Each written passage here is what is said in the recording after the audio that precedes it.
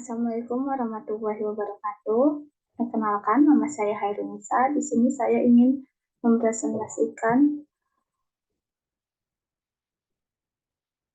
tentang pernyataan standar akuntansi keuangan PSAK nomor 10 tentang pengaruh perubahan kurs valuta asing.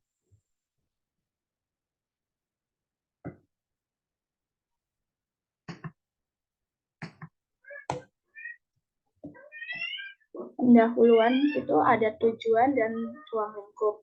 Tujuannya itu yang pertama, entitas dapat melakukan aktivitas luar negeri dalam dua cara. Entitas mungkin memiliki transaksi dalam valuta asing atau memiliki kegiatan usaha di luar negeri. Yang kedua, permasalahan utama adalah kurs mana yang digunakan dan bagaimana melaporkan pengaruh perubahan kurs dan kurs dalam laporan keuangan. Selanjutnya, ruang lingkup. Pernyataan ini diterapkan pada yang pertama, akuntansi, transaksi, dan saldo dalam valuta asing, kecuali transaksi dan saldo derivatif yang termaksud dalam ruang lingkup PSAK 55 tentang instrumen keuangan, pengungkapan, dan pengukuran. Yang selanjutnya ada penjabaran hasil dalam posisi keuangan dari kegiatan usaha luar negeri yang termaksud dalam laporan keuangan entitas dengan cara konsolidasi atau metode ekuitas dan penjabaran hasil dan posisi keuangan untuk entitas dalam mata uang penyajian. Selanjutnya ada penguraian definisi. Mata uang fungsional. Lingkungan ekonomi utama di mana entitas beroperasi adalah lingkungan entitas tersebut utamanya menghasilkan dan mengeluarkan kas. Entitas mempertimbangkan faktor berikut dalam menentukan mata uang fungsional. Yang pertama, mata uang yang paling mempengaruhi harga jual barang dan jasa. Mata uang ini seringkali menjadi mata uang yang harga jual barang dan jasa didominasikan dan diselesaikan. Dan yang kedua, dari negara yang kekuatan persaingan dan peraturannya sebagian besar menentukan harga jual barang dan jasa entitas. Yang B, ada mata uang yang paling mempengaruhi biaya tenaga kerja, bahan baku, dan biaya lain dari pengadaan barang dan jasa, atau mata uang yang sering menjadi mata uang yang mana biaya tersebut didominasikan dan diselesaikan. Mata uang fungsional entitas mencerminkan transaksi, peristiwa, dan kondisi mendasari yang relevan. Sejalan dengan hal tersebut, sekali ditentukan, mata uang fungsional tidak berupa kecuali ada perubahan pada transaksi, peristiwa, dan kondisi mendasari tersebut. Selanjutnya ada investasi neto dalam kegiatan usaha luar negeri. Entitas mungkin memiliki pos moneter yang merupakan tagihan dari atau utang pada kegiatan usaha luar negeri. Pos yang menyelesaikannya tidak direncanakan ataupun mungkin tidak akan terjadi di masa depan. Pada hakikatnya adalah bagian dari investasi neto entitas dalam kegiatan luar negeri dan diperlukan sesuai dengan paragraf 32 dan 33. Pos moneter tersebut dapat berupa piutang atau utang jangka panjang. Pos moneter ini tidak mencakup piutang usaha atau utang usaha. Selanjutnya ada pos moneter. Fitur utama pos moneter adalah hak untuk menerima atau kewajiban untuk menyerahkan sejumlah unit mata uang yang tetap atau dapat ditentukan. Sebagai contoh, mencangkup pensiun atau imbalan kerja lain yang dibayarkan dalam kas, proporsi yang diselesaikan secara kas, dan dividen kas yang diakui sebagai liabilitas. Selanjutnya ada ringkasan pendekatan yang diisyaratkan pernyataan ini. Yang pertama, pernyataan ini mensyaratkan agar hasil dan posisi keuangan dari setiap entitas individual yang tercakup dalam entitas pelapor dijabarkan ke dalam mata uang yang digunakan entitas pelapor dalam menyajikan laporan keuangannya. Yang kedua, pernyataan ini mengizinkan mata uang atau beberapa mata uang selain mata uang fungsionalnya sebagai mata uang penyajian entitas pelapor. Hasil dari posisi keuangan dari entitas individual yang mencakup dalam entitas pelapor, jika mata uang fungsional berbeda dari mana mata uang penyajian, dijabarkan sesuai paragraf 38-50. Selanjutnya, yang ketiga ada pernyataan ini juga memperkenalkan entitas berdiri sendiri yang menyiapkan laporan keuangannya, atau entitas yang menyiapkan laporan keuangan terdiri sebagai lampiran dari laporan keuangan konsolidasian sesuai dengan PSAK nomor 4 tentang laporan keubagian persendirian untuk penyajian laporan keuangan dalam mata uang atau beberapa mata uang selain mata uang fungsionalnya. Jika mata uang penyajian entitas berbeda dari mata uang fungsional, maka hasil dan posisi keuangannya juga dijabarkan ke dalam mata uang penyajian sesuai dengan paragraf 238 sampai 50. Selanjutnya ada pelaporan transaksi valuta asing ke dalam mata uang fungsional. Yang pertama, pengakuan awal. Pada pengakuan awal, transaksi valuta asing dicatat dalam mata uang fungsional. Jumlah valuta asing dihitung ke dalam mata uang fungsional dengan kurs spot atau mata uang fungsional dan valuta asing pada tanggal transaksi. Tanggal transaksi adalah tanggal pada saat pertama kali transaksi memenuhi kriteria pengakuan sesuai dengan SAK. Selanjutnya ada pelaporan pada akhir periode pelaporan berikutnya. Pada akhir periode pelaporan, itu yang pertama ada pos moneter valuta asing dijabarkan menggunakan kurs penutup. Kedua, pos non-moneter yang diukur dalam biaya historis dalam valuta asing dijabarkan menggunakan kurs pada tanggal transaksi. Dan yang ketiga, pos non-moneter yang diukur pada nilai wajar dalam valuta asing dijabarkan menggunakan kurs pada tanggal ketika nilai wajar diukur. Selanjutnya ada pengakuan selisih kurs. Selisih kurs yang timbul pada penyelesaian pos moneter atau pada proses penjabaran pos moneter pada kurs yang berbeda dari kurs pada saat pos moneter tersebut dijabarkan pada pengakuan awal selama periode atau pada periode laporan keuangan sebelumnya diakui dalam laporan pada periode saat terjadinya. Kecuali sebagaimana dideskripsikan dalam paragraf 32, jika keuntungan atau kerugian pos non-moneter diakui dalam penghasilan komprehensif lain, maka setiap komponen kurs dari keuntungan atau kerugian tersebut diakui dalam penghasilan komprehensif lain. Sebaliknya, jika keuntungan atau kerugian pos moneter diakui dalam laba rugi, maka setiap komponen kurs dari keuntungan atau kerugian tersebut diakui dalam laba rugi. Dalam rugi. Selanjutnya, selisih kurs yang timbul pada pos moneter yang membentuk bagian dari investasi neto entitas pelapor dalam kegiatan usaha luar negeri, atau bisa dilihat paragraf dari investasi laba rugi pada laporan keuangan tersendiri entitas pelapor sesuai pada PSA kenangan tersendiri atau laporan keuangan individual kegiatan usaha luar negeri, mana yang tepat. Dalam laporan keuangan yang mencakup kegiatan dan negeri, mana entitas pelapor atau contoh laporan keuangan konsolidasian ketika kegiatan usaha luar negeri adalah siji kasta, selisih kurs diakui awalnya dalam penghasilan komprehensif lain dan direklasifikasi dan diekuitas ke laba rugi pada saat pelepasan investasi komprehensif dengan paragraf 48. Selanjutnya ada perubahan dalam mata uang fungsional.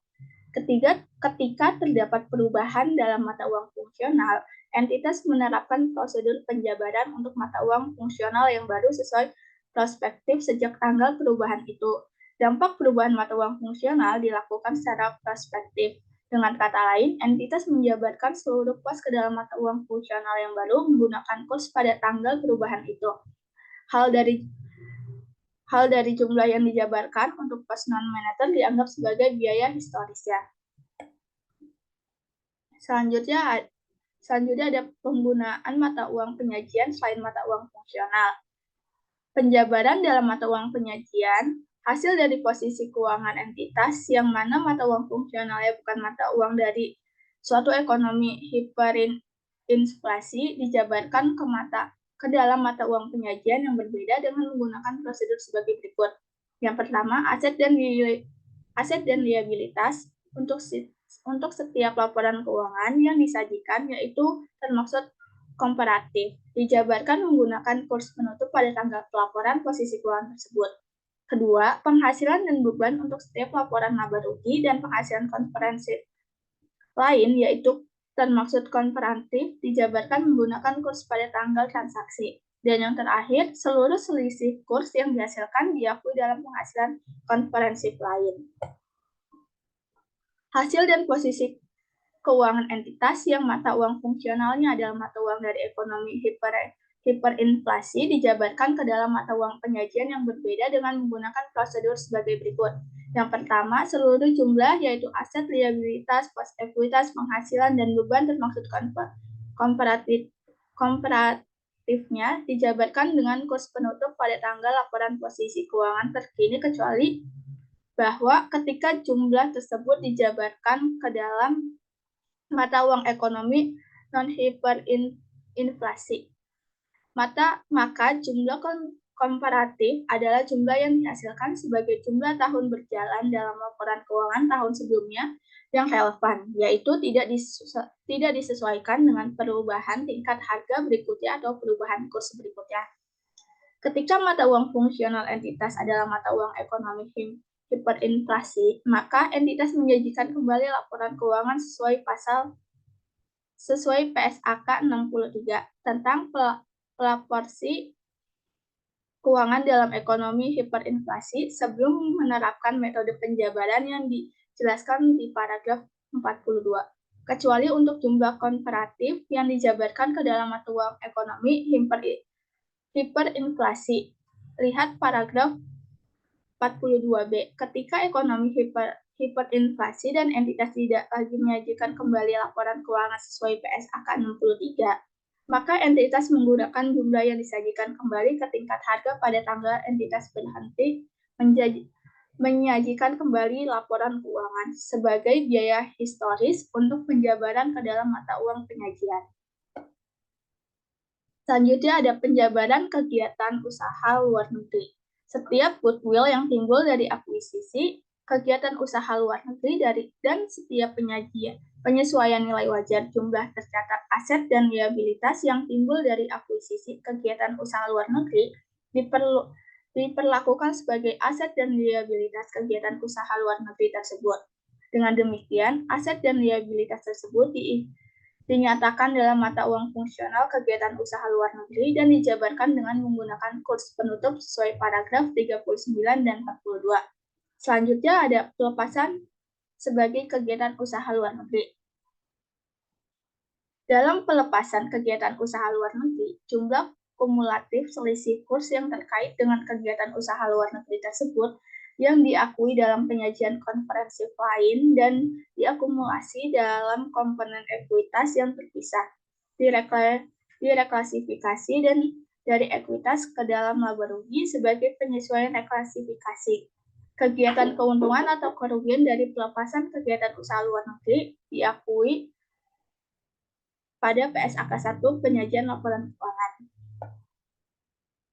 Dalam pelepasan sebagian dari entitas anak yang mencakup kegiatan usaha luar negeri, entitas meretribusi bagian yang sebanding dari jumlah kumulatif selisih kurs yang diakui dalam penghasilan komprehensif lain ke kepentingan non pengendali pada kegiatan usaha luar negeri tersebut. Dalam setiap pelepasan yang lain, atas bagian kegiatan usaha luar negeri, entitas mereklasifikasi hanya bagian proporsional dari jumlah kumulatif selisih kurs yang diakui dalam penghasilan komprehensif lain ke laba rugi. Selanjutnya ada pengaruh pajak dari seluruh selisih kurs. Keuntungan atau kerugian transaksi valuta asing dan selisih kurs yang timbul dalam penjabaran hasil dan posisi keuangan entitas termaksud kegiatan usaha luar negeri ke dalam mata uang yang mungkin memiliki pengaruh pajak. PSAK 46 tentang pajak penghasilan ditetapkan atas pengaruh pajak tersebut. Pertama ada pengungkapannya. Dalam paragraf 53 55 sampai 57 dalam kasus suatu kelompok usaha, acuan mata uang fungsional berlaku pada mata uang fungsional dari entitas induk. Entitas mengungkapkan yang pertama, jumlah selisih kurs yang diakui dalam laba rugi kecuali untuk selisih kurs yang timbul pada instrumen keuangan yang diukur pada nilai wajar melalui laba rugi sesuai dengan PSAK 55 tentang instrumen keuangan pengakuan dan pengukuran, dan selisih kurs neto yang diakui dalam penghasilan komprehensif lain dan diakumulasikan dalam komponen ekuitas yang terpisah, serta rekonsiliasi selisih kurs tersebut pada awal dan akhir periode. Dan atau jika mata uang penyajian berbeda dari mata uang fungsional, maka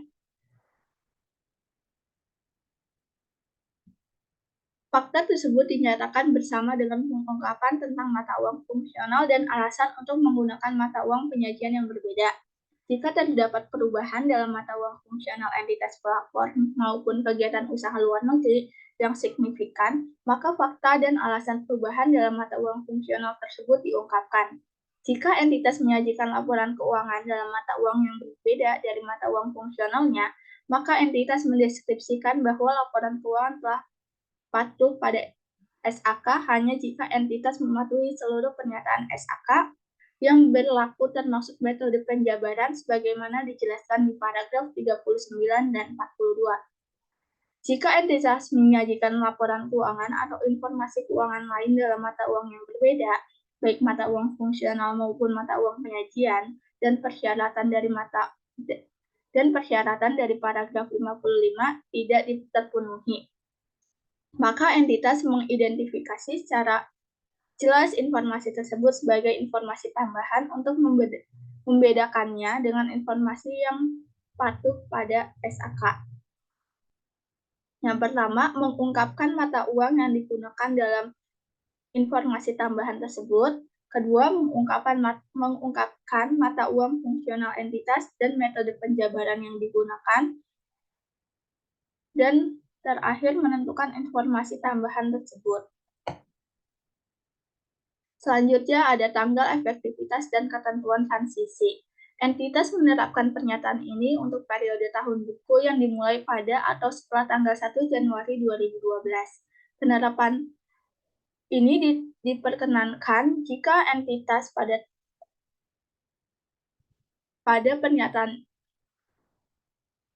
pernyataan ini untuk periode tahun buku yang dimulai sebelum tanggal 1 Januari 2012, maka tersebut diungkapkan. Seluruh perubahan lain yang dihasilkan dari penerapan pernyataan ini diperlakukan secara retrospektif. Penarikan. Pernyataan ini menggantikan yang pertama PSAK 10 tentang transaksi dalam mata uang asing, PSAK 11 tentang penjabaran laporan keuangan dalam mata uang asing, PSAK 52 tentang mata uang pelaporan, dan terakhir ISAK nomor 4 tentang interpretasi atas paragraf 20 PSAK 10 tentang alternatif perlakuan yang diizinkan atas selisih kurs.